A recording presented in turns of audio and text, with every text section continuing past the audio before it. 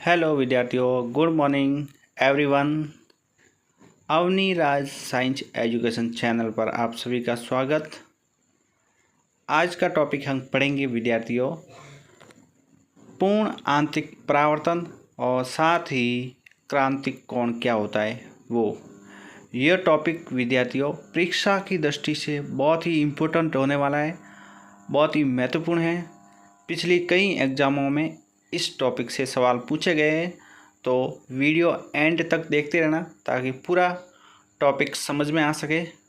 और अगर आप मेरे चैनल पर नए हो तो अवनी राज साइंस एजुकेशन चैनल को सब्सक्राइब करें और बेल आइकन को प्रेस करें ताकि हर नए वीडियो की अपडेट आपको समय पर मिलती रहेंगे। तो स्टार्ट करते हैं पूर्ण आंतरिक परावर्तन। इसके पहले एक छोटा सा टॉपिक है, क्रांतिक कोण क्या होता है वो देखते हैं। ठीक है विद्यार्थियों, शुरू करते हैं। देखिए विद्यार्थियों, क्रांतिक कोण, जब प्रकाश सघन माध्यम से विरल माध्यम में जाता है, यानी जो सघन माध्यम होगा वहाँ से प्रकाश कहाँ जाएगा, विरल माध्यम में प्रवेश करता है, तो अपवर्तित किरण पृष्ठ के समांतर हो जाती है। किसके समांतर? पृष्ठ के समांतर। या फिर अपवर्तन कोण 90 डिग्री का हो जाता है। तो ऐसे आपतन कोण जिस पर यह घटना हुई है उसे क्रांतिक कोण कहा जाते हैं। जैसे यहाँ पर मैंने चित्र द्वारा समझाया है, यह दो माध्यम हैं, ये सघन माध्यम और ये विरल माध्यम। जब यहाँ से किरण जा रही है तो यह 90 डिग्री का कोण बना रही है। याद देखिए, आपतित किरण कितने डिग्री का? 90 डिग्री का यहाँ से। तो यह जिस कोण के समांतर है उसको हम क्या कहते हैं? क्रांतिक कोण कहते हैं। ये लाइन यहाँ से ऐसी हो गई, आपतित किरण, और यह है पृथक्कारी तल। और क्रांतिक कोण को IC से दर्शाया जाता है। ठीक है विद्यार्थियों, किसको? क्रांतिक कोण को। अब है क्रांतिक कोण की निर्भरता क्या है, किस पर यह कोण निर्भर करता है और कैसे इसका मान बढ़ता है और घटता है। देखिए, फर्स्ट जो रीजन है इसका क्रांतिक कोण निर्भरता का, क्रांतिक कोण माध्यमों की प्रकृति पर निर्भर करता है। जो माध्यम की प्रकृति होगी, सघन माध्यम है या विरल माध्यम, इसके ऊपर भी डिपेंड्स करता है क्रांतिक कोण। देखिए, सघन से विरल, देखिए पानी है वो सघन होगा और वायु है वो विरल होगा। तो इसमें क्रांतिक कोण का मान होगा 48 डिग्री होगा। कितना होगा? 48। जब कांस सघन और वायु विरल तो ये हो गया 42 डिग्री का। सॉरी विद्यार्थियों, कितने डिग्री का है? 42 डिग्री का होगा। प्रिंट मिस्टेक है। उसके बाद हीरा है और वायु के अंदर जो सघन से विरल है तो इसमें 100 डिग्री का कोण होगा। ये सारे के सारे क्या है? क्रांतिक कोण के मान है। तो परीक्षा में पूछा गया है, इम्पोर्टेंट है। हीरे का क्रांतिक कोण का मान कितना है? 100 डिग्री। और इसके बाद पानी के समक्ष वायु का क्रांतिक कोण कितना है? तो 48 डिग्री। ठीक है विद्यार्थियों। नेक्स्ट, ताप पर निर्भरता। ताप पर कैसे डिपेंड होगा क्रांतिक कोण? ताप बढ़ जाएगा तो अपवर्तनांक होगा जो n ईटा होगा वो घट जाएगा। क्या होगा? घट जाएगा, जिससे क्रांतिक कोण यानी IC का मान बढ़ जाएगा। देखिए विद्यार्थी, पुनः वापस बताता हूँ मैं, क्या बोला मैंने कि ताप बढ़ गया। क्या बढ़ गया? ताप यानी टेम्परेचर बढ़ गया तो ईटा यानी अपवर्तनांक का मान कम हो जाएगा, जिससे IC का मान बढ़ जाएगा। IC क्या होता है विद्यार्थियों? IC होता है क्रांतिक कोण। कुल मिलाकर यदि ताप ज़्यादा होगा तो अपवर्तनांक कम होगा और अपवर्तनांक कम होने पर क्रांतिक कोण का मान बढ़ेगा। यहाँ देखिए, मैंने बताया है दो स्थिति बताइए। ताप बढ़ रहा है तो ईटा का मान यानी अपवर्तनांक कम होगा, और कम होगा तो क्रांतिक कोण बढ़ेगा। इसका उल्टा, अगर ताप कम होगा तो ईटा का मान यानी अपवर्तनांक का मान बढ़ेगा, तो फिर क्रांतिक कोण का मान भी घटेगा। क्या होगा? घटेगा। नेक्स्ट निर्भरता है वो है प्रकाश का तरंगदैर्ध्य लैम्बडा, यानी रंग किस प्रकार डिपेंड करता है। कुल मिलाकर लैम्ब्डा का मान ज़्यादा होगा तो ईटा का मान भी ज़्यादा होगा। ईटा क्या होता है विद्यार्थियों? अपूर्णांक। यह क्या हो जाएगा? कम हो जाएगा। लैम्ब्डा का मान ज़्यादा हो गया तो ईटा यानी अपूर्णांक का मान कम हो गया, और अपूर्णांक मान कम होते ही क्रांतिक कोण का मान ज़्यादा हो जाएगा। इसी प्रकार इसका उल्टा, अगर लैम्ब्डा का मान कम है, ईटा का मान ज़्यादा है, तो क्रांतिक कोण का मान भी कम होगा। ये होगी प्रकाश के तरंग दैर्ध्य की निर्भरता। अब है टोटल इंटरनल रिफ्लेक्शन, पूर्ण आंतरिक परावर्तन। क्या होता है विद्यार्थियों? जब अपने क्रांतिक कोण पढ़ा है तो यह जल्दी समझ में आएगा कि पूर्ण आंतरिक परावर्तन क्या है। यहाँ पर आपको मैंने 3 स्थितियों द्वारा समझाया ताकि पूरी से पूरे क्लियर रूप से समझ में आए। देखिए, जब प्रकाश सघन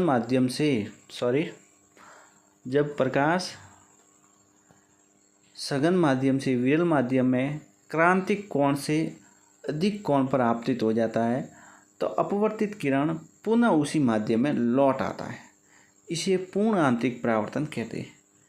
कुल मिलाकर जैसे यहाँ पर मैंने 2 स्थिति बताई है। देखिए, पहले माध्यम में यहाँ पे एक प्रकाश किरण आ रही है तो ये सघन से विरल में जा रही है, तो यहाँ पर जो क्रांतिक कोण का मान क्या है? ज़्यादा है।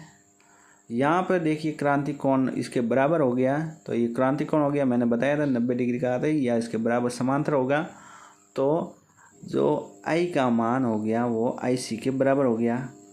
और इस स्थिति में देखिए क्या बताया इस स्थिति में कि यहाँ पर इसके किरण वापस उसी माध्यम में लौट रही है। ये देखो यहाँ लौट रही है, जो क्रांतिक कोण से अधिक कोण हो गया है।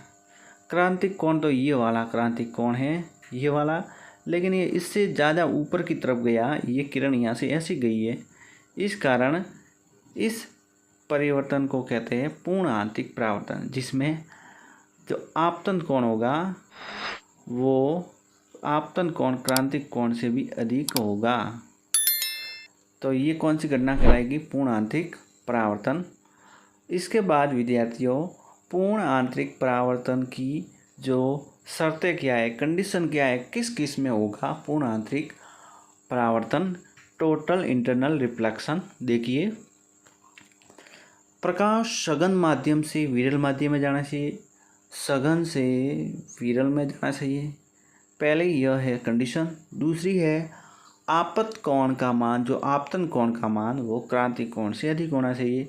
अभी मैंने बताया था कि आई का मान आई सी से ज़्यादा होना चाहिए, यानी क्रांतिक कोण से अधिक होना चाहिए, तब जाके पूर्ण आंतरिक परावर्तन होगा। इसके बाद पूर्ण आंतरिक परावर्तन की घटना कौन कौन से? यहाँ पे इम्पोर्टेंट लगा दीजिए विद्यार्थियों, हर घटना एक पूछी गई है परीक्षा में, पिछली बार मैंने भी देखी है। हर एग्ज़ाम में किसी न किसी एग्ज़ाम में यहाँ से एग्जाम्पल जरूर पूछा है कि हीरे का चमकना किसका कारण है? पूर्ण आंतरिक परावर्तन या अपवर्तन या परावर्तन या व्यतिकरण? तो आपको यहाँ पे पूर्ण आंतरिक परावर्तन करना होगा। परख का पूछा हुआ है, मृग मरीचिका का पूछा हुआ है, और परख का चमकना, जहाँ पर भी चमकना आपको दिखा देगा मान लेना यहाँ पे पूर्ण आंतरिक परावर्तन होगा। अब देखिए अपन कैसे समझते हैं इनके जो घटना है। पहली घटना है, हीरा पूर्ण आंतरिक परावर्तन के कारण ही अत्यधिक चमकता है। जहाँ भी चमकना आया समझ लेना वहाँ पूर्ण आंतरिक परावर्तन है।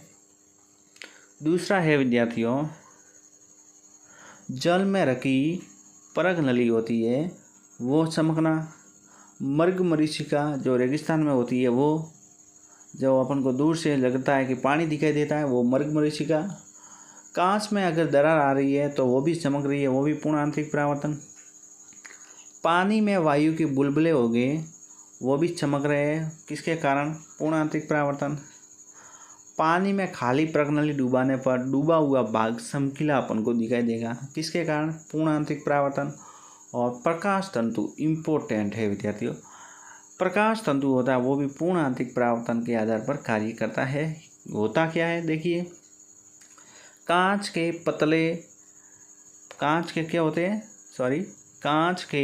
पतले पतले छोटे रेशों युक्त कांच होता है, या फिर क्वांटज तंतु होता है, या फिर सिल्क आकाश से बने होते हैं। कौन? प्रकाश तंतु। ये क्या करता है? दूर संचार में या फिर यह चिकित्सा के एंडोस्कोपी में काम लिया जाता है। इंपॉर्टेंट है विद्यार्थियों, उपयोग। देखिए यहाँ पर मैंने डायग्राम बनाया है। यहाँ प्रकाश जा रहा है यहाँ से ऐसे, और ये विरल माध्यम और ये सघन माध्यम। ये मोड हो गया, ये ग्लोटिंग और ये कोड। प्रश्न आ सकता है विद्यार्थियों, प्रकाश तंतु किस पर कार्य करता है? तो पूर्ण आंतरिक परावर्तन पर। इसके बाद इसकी लास्ट घटना है वो है पूर्ण परावर्तक प्रिज्म। जो पोरो प्रिज्म होता है वो भी प्रकाश के पूर्ण आंतरिक परावर्तन पर कार्य करता है। पोरो प्रिज्म किस पर? प्रकाश के पूर्ण आंतरिक परावर्तन पर। नेक्स्ट है विद्यार्थियों, रंग अपन को कैसे दिखाई देते हैं? रंग वाला थोड़ा टॉपिक देते हैं। रंग कैसे अपन को दिखाई देते हैं? देखिए, किसी वस्तु द्वारा अपरावर्तित यानी अपारदर्शी या पारदर्शी निर्गमित प्रकाश ही वस्तु का रंग कहलाता है। यानी कोई वस्तु है वहाँ से पारदर्शी या अपारदर्शी निर्गमित प्रकाश ज़्यादा है, फिर रंग दिखाई देता है। वस्तु से आने वाले प्रकाश में से आँख द्वारा ग्रहण की गई अनुभूति ही वस्तु का रंग कहलाएगा। जो आँख द्वारा अपन ग्रहण करेंगे और फिर अपन अनुभूति होगी और इसके कारण अपन को रंग दिखाई देगा। देखिए, रंग मुख्यतः 3 प्रकार के विद्यार्थियों: प्राथमिक रंग, सेकेंडरी रंग और संपूरक रंग। प्राथमिक रंग कौन कौन से? इंपॉर्टेंट है, पिछली बार परीक्षा में पूछा गया है कि प्राथमिक रंग कौन कौन से? तो लाल, हरा और नीला, ये प्राथमिक रंग है। इन्हें मूल रंग भी कहा जाता है। कौन से रंग? मूल रंग। उसके बाद द्वितीय रंग जो प्राथमिक रंगों से मिलकर बनाए जाते हैं। तो प्राथमिक रंगों को उचित अनुपात में मिलाकर द्वितीय रंग मिलाए हमको प्राप्त होते हैं। जैसे लाल और हरा मैंने मिलाया, लाल और हरा मिलाया तो हमको पीला प्राप्त होगा, और पीला है कौन सा रंग? द्वितीयक रंग, सेकेंडरी रंग या गौण रंग। कौन सा? पीला। नेक्स्ट है विद्यार्थियों, संपूरक रंग। यदि 2 रंगों को मिलाने पर सफ़ेद रंग प्राप्त होता है तो यह रंग एक दूसरे के संपूरक कहलाएंगे। जैसे नीला और पीला मिलाया तो सफ़ेद रंग प्राप्त होगा। यहाँ पर मैंने याद रखने के लिए एक लॉजिक ट्राइंगल बनाया है, उससे आपको मालूम पड़ जाएगा। जैसे यहाँ पर देखिए, अगर अपन लाल और हरा मिलाए तो फिर कैसा आ जाएगा? पीला प्राप्त हो जाएगा। अगर अपन लाल और नीला मिलाए तो मैजेंटा प्राप्त होगा, ठीक है।